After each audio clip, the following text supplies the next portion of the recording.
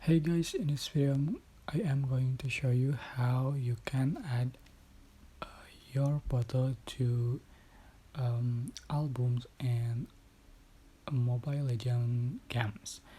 So you can open the Mobile Legends and you can select your profile picture, left,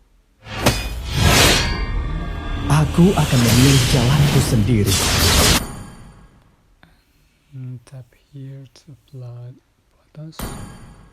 So you can take photo or select your photo on in your album.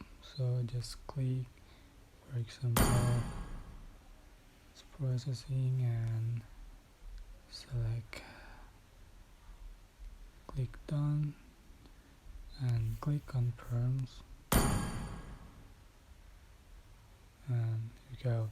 You can add more photos here to make a personal album.